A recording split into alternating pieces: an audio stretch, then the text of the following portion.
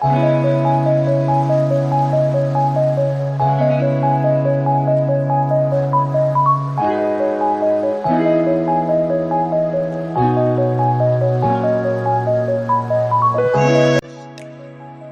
বানাবো, তার জন্য আমি এই যে মশলাগুলো নিয়ে নিয়েছি।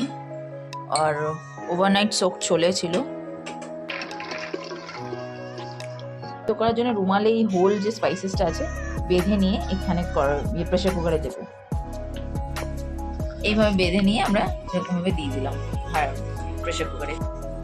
অলওয়েজ একটু এটা ছোলে প্রেশার কুকারে কুক করার আগে চায়ের লিকার দিয়ে করি, তো চায়ের লিকার করে নিয়েছিলাম। এবার এটাকে দিয়ে দিলাম এটার মধ্যে, এরকম কালারটা আসবে। তারপর যদি আপনাদের মনে হয় একটু জল লাগছে তাহলে তখন আপনারা জল অ্যাড করতে পারেন। নুন দেব, পেস্টের জন্য টমেটো, লঙ্কা আর আদা পেস্ট করব। মিক্সি জারে দিয়ে দিচ্ছি। আদা আর লঙ্কা এইভাবে আমরা কেটে দিয়ে দিচ্ছি মিক্সি জারে। যে হোল মশলা মিক্সি জারে দিয়ে দেবো হোল মশলাটা।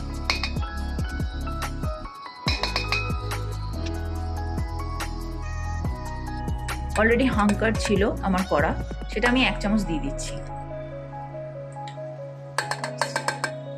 আমি একটু ছোলে মশলা আলাদা করে নিয়ে নিলাম, এটা আমি ছোলেতে দেব। সেদ্ধ করার পর যেহেতু আমি চায়ের লিকার দিয়ে পুরো সেদ্ধ করেছিলাম, এরকম দেখতে হয়েছে। সর্ষের তেল দিয়েই রান্না করছি, তো কড়াইতে তেলটা দিয়েছি একটু গরম হওয়ার জন্য। মশলা ফোড়ন দেওয়ার জন্য গোটা জিরে আর তেজপাতা নিয়েছি।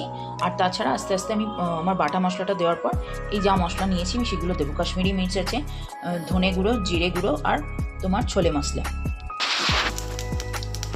কড়াইতে দিলাম। একটু হলুদও দিয়ে দিয়েছি।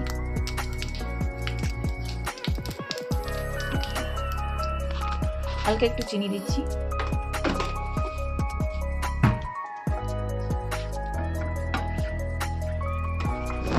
এবার আমরা যে মশলাটা বেটে নিয়েছিলাম সেটা আমি কড়াইতে দিয়ে দিলাম।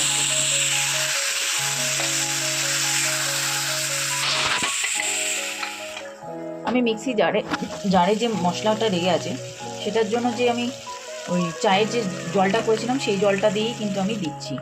আমি এক্সট্রা করে কোনো নর্মাল জল অ্যাড করছি না। আমি ছোলে যখন সেদ্ধ করেছিলাম তখন একটু নুন দিয়েছিলাম, আর এয়ার ফ্রায়ারে যখন আলু ভেজেছিলাম তখনও আমি নুন দিয়েছিলাম, ওই জন্য এখানে অল্প করে আমি নুন দিচ্ছি। আচ্ছা, ফ্রাই করতে করতে মশলাটা দেখবেন এরকমভাবে আস্তে আস্তে তেল ছাড়া স্টার্ট করেছে এবং কালারও চেঞ্জ হয়ে যাবে জিনিসটা।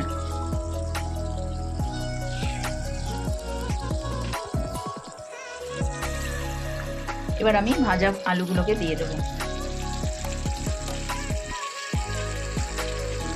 এবার আস্তে আস্তে আমি ড্রাই যে মশলাগুলো আছে সেটা অ্যাড করব।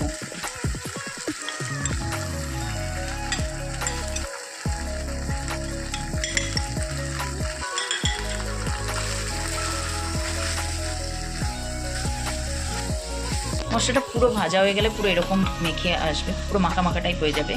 এরপর আমরা আস্তে আস্তে ছোলেটা অ্যাড করব।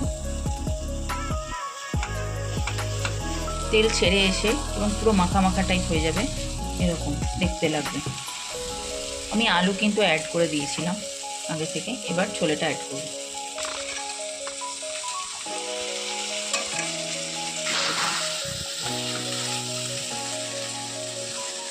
ছোলের কালারটা এরকমই আসবে, এইরকম লাগবে হচ্ছে আপনার ছোলেটা দেওয়ার পর। পুরোটা একটু কাসুরি মেথি অ্যাড করছি ছোলের জন্য, আর ধনেপাতা দিয়ে গার্নিশ করে নামিয়ে দেবো।